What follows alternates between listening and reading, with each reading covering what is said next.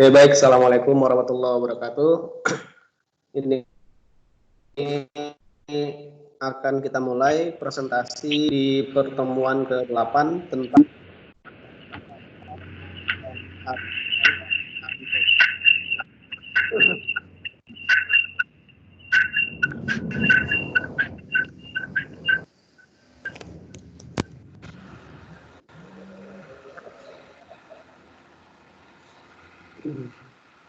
Jadi untuk materi ini akan coba saya record sehingga nanti teman-teman yang belum bisa masuk bisa melihat rekaman tentang diskusi materi kita pada pertemuan pagi kali ini. Untuk tercapai kelancaran dalam presentasi ini mungkin bisa memutkan mikrofon masing-masing ya. Baik, jadi beli joy kompor panci listrik yang ini yang besar yang ini mana jangan yang kecil sama saja cuma beda 25. jangan yang besar sama yang kecil.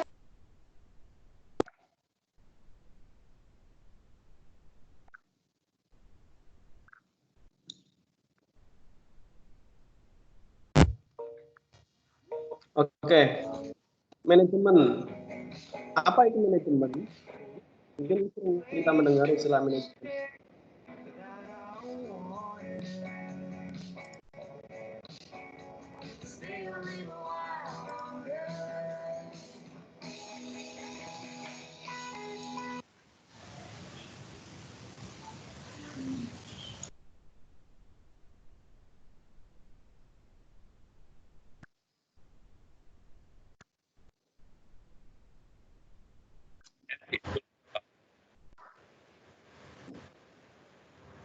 Manajemen adalah seni menyelesaikan pekerjaan melalui orang lain. Artinya, ketika kita dapat memanage suatu pekerjaan dengan bantuan orang lain, itu disebut sebagai manajemen.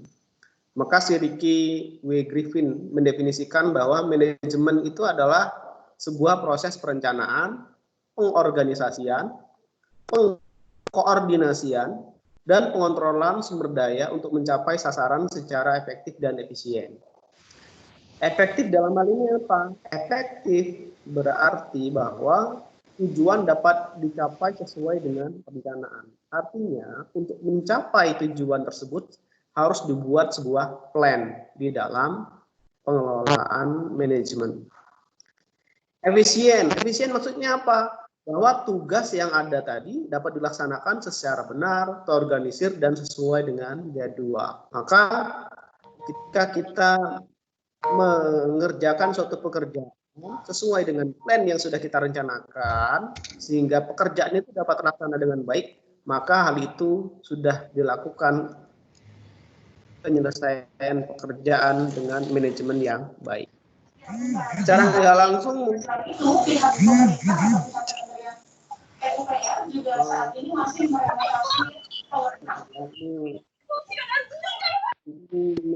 di mute dulu ya.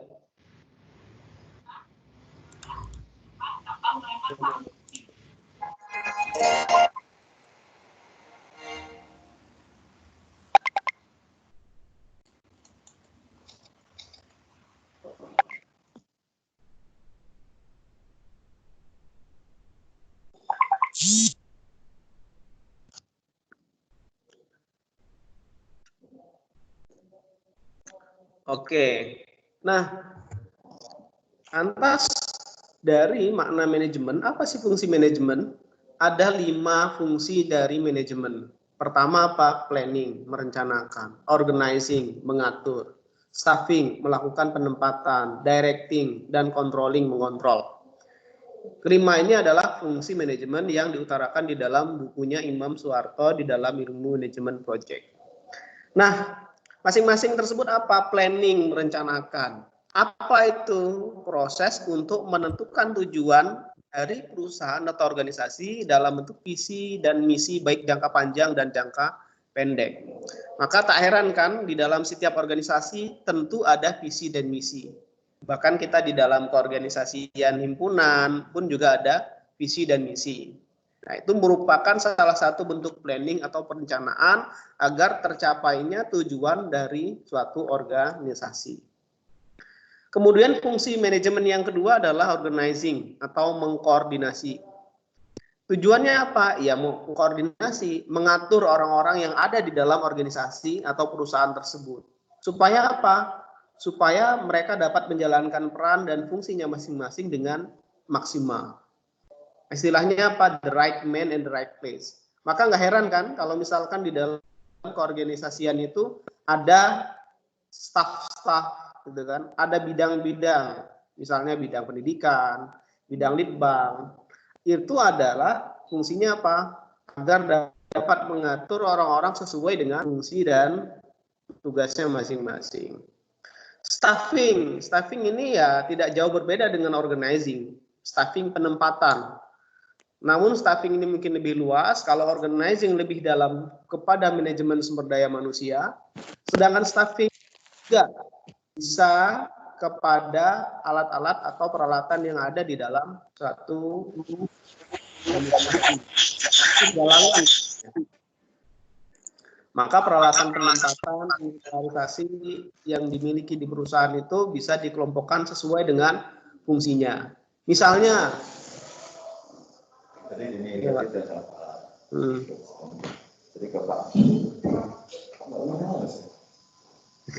kelas api Pak.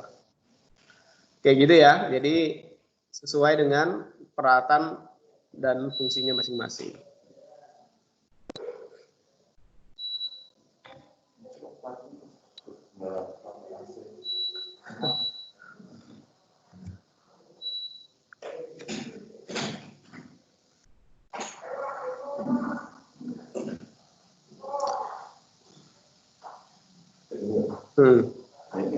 Iya Pak. Sedangkan fungsi yang keempat adalah coordinating atau mengkoordinasi. Nah, di sini juga fungsi lain dari manajemen, mengkoordinasi, gitu ya. Apa fungsi tujuan dari coordinating ini? Untuk meningkatkan efisiensi dan efektivitas kerja, sehingga apa? Membuat suasana dalam lingkungan kerja ini menjadi lebih dinamis, sehat, nyaman, dan lain-lain, gitu ya. Yang terakhir adalah controlling, pengontrol. Nah, fungsi ini adalah untuk dilakukan evaluasi dan pembuatan kebijakan baru. Fungsi controlling ini sangat penting supaya apa? Supaya kinerja orang-orang yang ada di dalamnya ini tidak menurun, ya. Minimal dia bisa standar, kalau bisa ya meningkat dari performa yang sebelumnya. Hingga dalam hal ini kita akan tahu apa progres dari masing-masing divisi ini ya. Kemudian progresnya sudah sampai berapa persen pekerjaan yang sudah dilakukan. Nah, ini harus dilakukan evaluasi atau fungsi kontrol yang diperlukan di dalam tahapan manajemen itu sendiri. Apa contoh dan macam manajemen? Sangat banyak sekali ya. Misalnya ada manajemen sumber daya manusia, SDM, gitu ya. Ada juga manajemen keselamatan kesehatan kerja, di mana kita dituntut untuk membuat suasana pekerjaan itu selamat dan sehat, gitu ya. Kemudian ada manajemen laboratorium, manajemen hubungan masyarakat. Nah, dalam hal ini keterkaitan dengan mata kuliah ini ya manajemen di dalam industri kapal, manajemen di dalam kegiatan proses produksi yang ada di kapal. Kalau kita lihat tata kelola pekerjaan yang ada di Galangan kan meliputi seperti pada gambar berikut, gitu ya. Ada aktivitas pekerjaan pemotongan, ada aktivitas ya bongkar muat dan lain sebagainya. Tentu ilmu tatanan manajemen sangat diperlukan di dalam kegiatan industri perkapalan. Dalam bentuk lain misalnya kegiatan-kegiatan aktivitas proses produksi, gitu ya. Nah, Proyek industri kapal. Secara umum industri kapal adalah proyek pekerjaan apa? Pekerjaan konstruksi dan manufaktur. Maka produksi kapal merupakan suatu proyek pembangunan kapal. Sehingga dalam bidang keteknikan, manajemen yang dibahas di sini lebih kepada ilmu manajemen proyek gitu ya. Karena proses pembangunan kapal itu merupakan bagian dari proyek. Maka dalam bahasan kali ini kita akan fokuskan ke dalam ilmu manajemen proyek. Nah, bahasan ilmu manajemen proyek yang secara langsung membahas bidang keteknikan itu ada di dalam bukunya Insinyur Imam Soeharto. Nah, kegiatan proyek itu apa sih? Kalau kita sering mendengar istilah proyek gitu ya. Proyek itu adalah kegiatan yang sementara yang berlangsung dalam jangka waktu terbatas dengan alokasi sumber daya tertentu dan dimaksudkan untuk menghasilkan produk yang kriteria mutunya telah digariskan dengan jelas. Itu yang disebut sebagai kegiatan proyek. Siap. Sini ya. Kelas.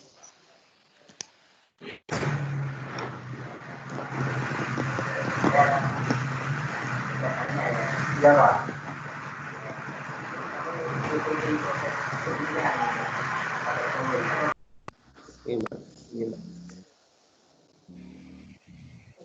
Oke. Kenapa dikatakan jangka waktu terbatas? Oke, kita lihat dalam proyek pembangunan kapal, gitu ya. Proyek pembangunan kapal itu ada durasinya. Maka di dalam proses kontrak, waktu pekerjaannya dengan jelas, gitu ya. Ada spesifikasi teknis, maka mutunya juga harus jelas. Contoh proyek-proyeknya apa sih? Proyek kapal perintis misalnya yang dari pemerintah, proyek kapal Inkamina dari KKP, proyek jembatan, PLTU, jalan dan lain sebagainya gitu ya, jalan tol. Nah, itu semua adalah proyek-proyek di bidang keteknikan. Ciri suatu proyek apa? Satu, merupakan suatu paket atau rangkaian kegiatan. Suatu proyek memiliki tujuan khusus.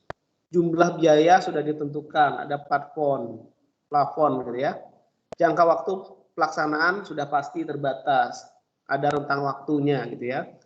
Bersifat sementara, non rutin, tidak berulang-ulang. Nah, itu adalah ciri-ciri sebuah proyek. Maka nggak heran kalau misalkan kita melihat ada proyek pembangunan jembatan, di situ ada pelangnya, berapa dananya, artinya apa? Berapa plafon biaya yang dikeluarkan untuk pembangunan proyek itu gitu ya. Berapa lama durasinya. Nah, itu tercatat dengan jelas.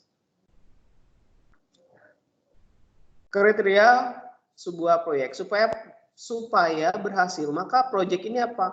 Harus menggambarkan realitas situasi pengambilan keputusan, capable dilaksanakan, fleksibel, mudah diimplementasikan, dan cost effectiveness. Nah, itu adalah kriteria suatu proyek ini dapat dikatakan berhasil.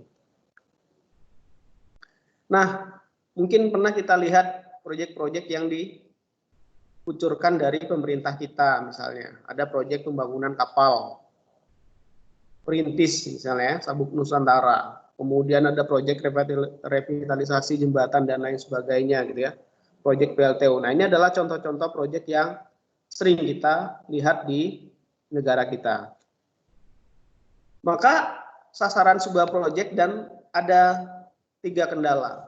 Dalam tercapainya satu proyek, maka ada batasan yang harus dipenuhi. Pertama, berapa besarnya biaya atau anggaran yang dialokasikan, jadwal, kemudian mutu yang harus dipenuhi. Maka 3 faktor inilah yang perlu diperhatikan di dalam tercapainya suatu proyek, gitu ya. Biaya, bila biayanya tidak sesuai, maka ya mutunya juga tidak baik. Jadwal yang direncanakan overtime, maka juga demikian, gitu ya. Nah, 3 kendala tadi meliputi apa? Anggaran. Anggaran proyek harus diselesaikan dengan biaya yang tidak melebihi anggaran. Artinya sesuai dengan plan plafon yang sudah ditentukan. Jadwal juga harus sesuai dengan kurun waktu, tanggal akhir yang telah ditentukan. Mutu produk atau hasil kegiatan proyek harus memenuhi spesifikasi dan kriteria yang disyaratkan. Misalnya dalam pembangunan kapal, maka udah jelas berapa biaya untuk membangun si kapal itu. Jadwalnya, kapan durasi pelaksanaannya dimulai sampai diakhiri, sampai kapal trial, sampai dikirimkan kepada owner. Kemudian mutunya harus sesuai dengan spesifikasi teknis yang ada di dalam penandatanganan kontrak, gitu ya. Misalnya kapal ini harus sesuai dengan regulasi BKI, ABS dan lain sebagainya. Nah, bila itu tidak dipenuhi, ketiga aspek biaya, jadwal, dan mutu tidak dipenuhi, maka banyaklah proyek-proyek yang mengalami kegagalan. Banyak kita lihat itu ya. Ngajar sih. Kegagalan di dalam proyek gitu ya. Mungkin kalian sudah sering lihat gitu ya. Nah, ada banyak sekali ya jenis-jenis proyek gitu ya.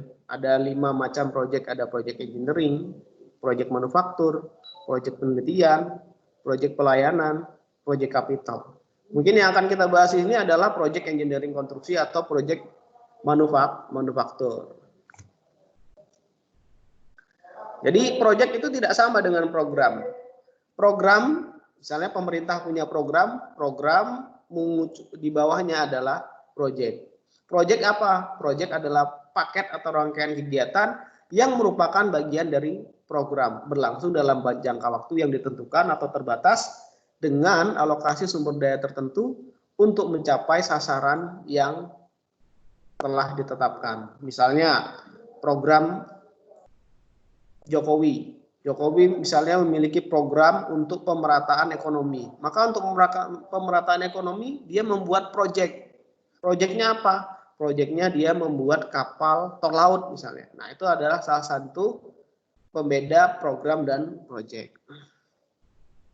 Nah, jadi program ini skala kegiatannya lebih besar, sedangkan proyek itu lebih spesifik.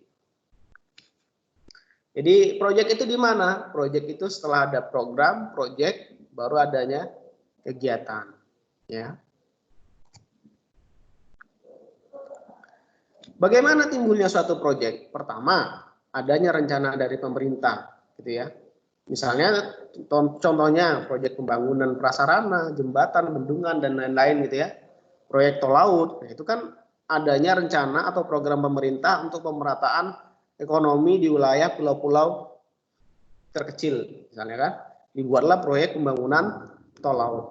Kemudian ada permintaan pasar, bila terjadi pasar memerlukan suatu kenaikan macam produk misalnya, sehingga dibutuhkan pembangunan kapal yang lebih banyak. Itu misalnya. Bisa juga dari dalam perusahaan yang bersangkutan atau dari kegiatan penelitian dan pengembangan. Nah, ini adalah munculnya suatu proyek. Tahapan manajemen proyek seperti apa? Pertama harus ada tahap identifikasi, inisiasi, tahap memilih atau seleksi proyek, desain, kemudian implementasi, evaluasi, audit proyek, baru terminasi penutupan suatu proyek. Tahap identifikasinya apa? Memilih kira-kira ya kayak studi kelayakan suatu proyek. Kira-kira proyek ini dapat direncanakan, dapat layak nggak untuk dilaksanakan misalnya.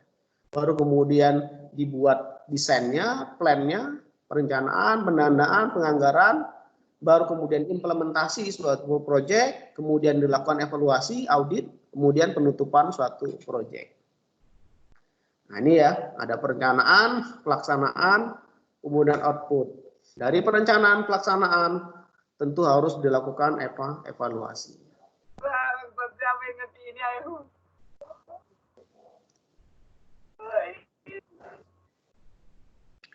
Gitu ya.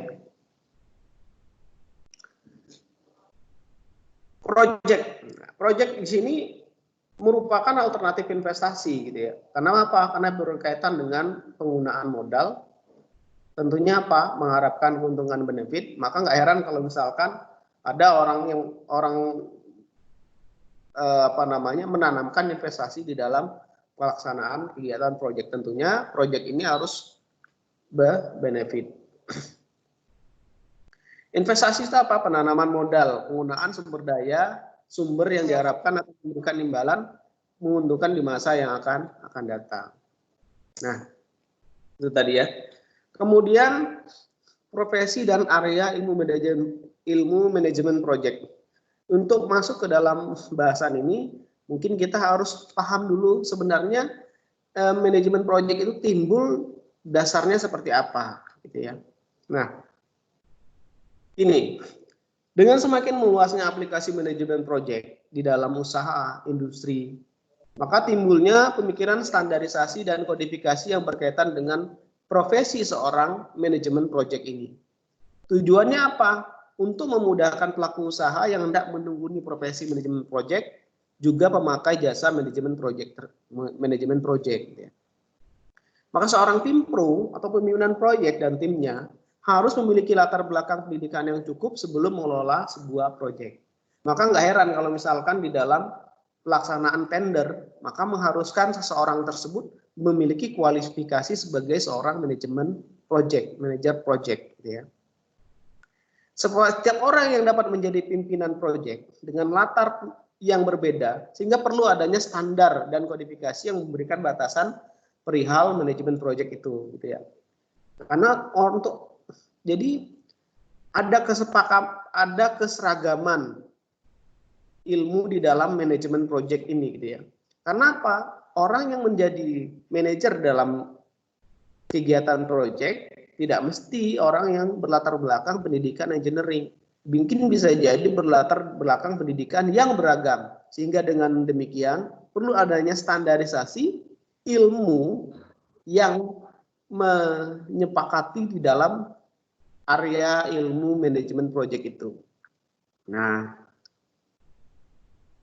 maka pengalaman menunjukkan bahwa para pimpro dan pelaku proyek tidak mempunyai persiapan untuk mengelola dan menduduki jabatan proyek. Biasanya persoalan berasal dari pucuk pimpinan perusahaan dengan menunjukkan seorang sebagai penanggung jawab non-project oriented dengan alasan sebagai kenapa? Karena memiliki keahlian teknis sesuai dengan lingkup pekerjaan proyek tersedianya pada saat itu, gitu ya. Manajemen memiliki bersedia. Ya.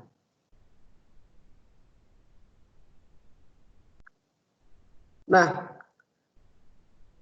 sebagai project manager sebagai seorang pimpro, maka kita harus memiliki project management skill yang di dalamnya antara lain ya mungkin kita bisa tahu sendiri ya, leadership, communication, problem solving, negotiating, influencing the organization, mentoring, process ethical expertise.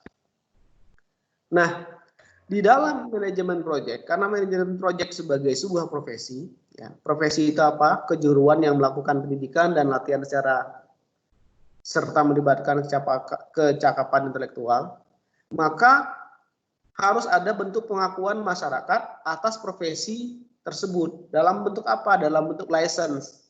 Maka ada asosiasi di Indonesia di sini yang memberikan license bahwa seseorang tersebut memiliki keahlian sebagai manajer proyek. Nah, ini seperti contohnya ini ya, IAMPI, Ikatan Ahli Manajemen Proyek Indonesia. Nah, sehingga karena manajemen proyek itu sebagai sebuah profesi, gitu ya, maka manajemen proyek harus memiliki atribut seperti berikut, ada 4, ada body of knowledge, kode etik, standar of entry, organisasi yang mendukung. Mungkin kita bisa lihat misalnya ID, gitu ya. ID itu juga sebuah ikatan, asosiasi profesi di bidang kedokteran. Nah, ini manajemen proyek pun demikian. Dia harus memiliki atribut yang pertama body of knowledge atau BOK, gitu ya. Ini apa? Atribut yang berkaitan dengan konsep dan prinsip unik profesi yang bersangkutan. Ini kemudian didokumenter, dikodifikasi, dan distandarisasi sehingga dapat dipelajari di pendidikan formal. Istilahnya mungkin seperti kayak kurikulum lah, gitu ya. Kemudian ada kode etik.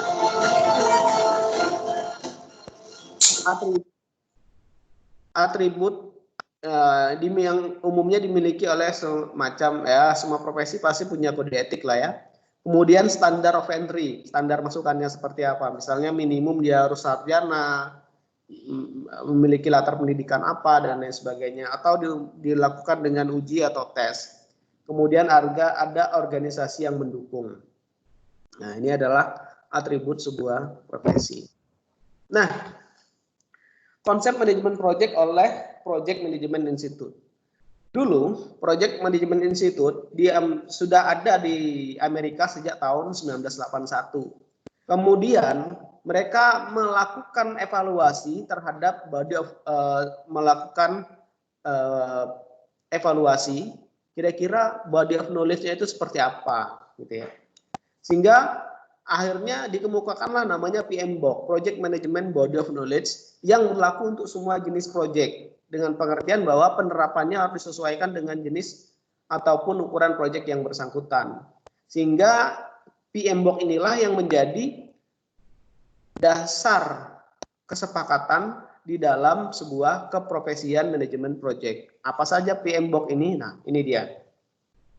Jadi PMBOK ini di dalam semua proyek harus ada tahap dalam pengelolaan integrasi, pengelolaan lingkup, pengelolaan waktu ya, manajemen waktu, manajemen time, pengelolaan biaya, mutu, SDM, pengadaan, risiko sampai ke dalam komunikasi. Jadi ada 9 acuan pengelolaan atau manajemen di dalam kegiatan proyek. Nah, ini yang distandarisasi oleh PMBOK tadi, yang dikembangkan oleh PMI Project Management Institute dari tahun 1981. Sampai saat ini PMBOK ini masih menjadi kesepakatan utama di dalam kegiatan pengelolaan proyek. Gitu ya. Mungkin untuk 1 sampai 9 ini kalian bisa baca sendiri di dalam PPT-nya. Ya, integrasi itu apa, lingkup, waktu, ya pengelolaan waktu, biaya, mutu, ya, SDM, pengadaan, risiko, komunikasi dan lain sebagainya. Nah, ini pengelolaan skup yang ada di dalam PMBOK, gitu ya.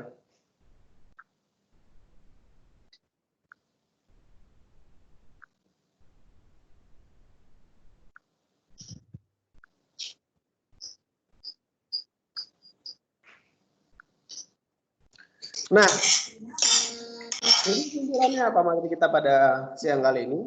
Bahwa manajemen itu apa sih? Manajemen adalah seni menyelesaikan pekerjaan melalui orang lain. Proyek itu sendiri bersifat sementara. Berbagai macam jenis dan timbulnya suatu proyek. Ya, proyek dapat timbul dari program pemerintah, misalnya ya, dari perusahaan sendiri ya. Proyek membutuhkan anggaran, jadwal, dan mutu. Maka 3 faktor utama tersebut harus terpenuhi agar tercapainya keberhasilan suatu proyek. Proyek salah satu instrumen investasi. Maka heran ya, Presiden Jokowi mensosialisasikan ya ke negara luar kepada investor untuk menanamkan modalnya. Kenapa? Karena memang proyek ini melibatkan dana yang besar, ya. Hingga proyek ini dilaksanakan juga harus ada benefit, ya. Untuk apa? Biaya yang dikeluarkan dalam pembangunan proyek. Ada tahapan yang harus ditempuh dalam manajemen proyek. Kemudian melihat semakin luasnya proyek, maka perlu adanya standar dan kodifikasi seperti yang dikemukakan dalam PMI tadi ya, Project Management Institute di Amerika tahun 1981. Sehingga perlu adanya license sertifikasi formal yang ditempuh melalui jalur pendidikan formal. Maka dikemukakanlah PMBOK, Project Management Body of Knowledge, atribut dasar. Ini merupakan atribut dasar profesi Project Management Body of Knowledge oleh PMI. Nah, PMBOK merumuskan area ilmu manajemen project yang ada berapa? 9 item tadi ya, dari pengelolaan integrasi sampai dalam pengelolaan komunikasi. Nah, jadi itu tentang sekilas sebagai dasar kita untuk mempelajari ilmu tentang manajemen di dalam kegiatan proses pembangunan kapal. Nanti setelah ini kita akan coba salah satu fungsi manajemen atau bagian dari atribut PMBOK tadi, Project Management Body of Knowledge, salah satunya adalah pengelolaan waktu, manajemen time. Di mana pengelolaan waktu atau manajemen time di sini kita harus membuat penjadwalan pekerjaan dengan cara apa? Dengan membuat network diagram yang nanti akan kita kenal dengan Gantt chart, ya, atau apa namanya, diagram balok gitu ya. Kemudian kita juga akan memanajemen waktu pekerjaan setiap proyek dengan menggunakan metode CPM dan PERT, Critical Path Method, dan Project Evaluation Review Technique. Nah, jadi dari 9 project management body of knowledge, mungkin hanya beberapa yang kita bahas. Salah satunya adalah pengelolaan waktu, ya. Jadi mungkin di sini ya, saya back lagi, mungkin kalian bisa lihat di sini pengelolaan waktu. Nah, di sini pengelolaan waktu dan jadwal, time and scheduling management. Teknik dan metode yang digunakan adalah dengan menggunakan bagan balok atau Gantt chart, CPM, PERT gitu ya. Nah, ini yang akan kita bahas nanti setelah ini. Kalau misalnya yang lain mungkin saya pikir kalian bisa, misalnya pengelolaan komunikasi ya tentu harus ada tata cara berkomunikasi yang baik dan lain sebagainya. Mungkin saya akan fokuskan di PMBOK ini di pengelolaan waktu dan jadwal gitu ya. Time and scheduling. Jadi di sini ya, di nomor 4 gitu ya. Pertama ada pengelolaan integrasi, lingkup, waktu, yang ketiga ya, waktu, biaya, mutu, SDM, pengadaan, risiko, komunikasi. Nah, yang paling penting yang harus kita bahas di sini adalah di pengelolaan waktu. Bagaimana kita caranya membuat network diagram tadi ya, dan membuat penjadwalan di dalam kegiatan proyek. Nah, mungkin sekian yang dapat saya sampaikan. Ada pertanyaan di sesi ini? Cukup, Pak.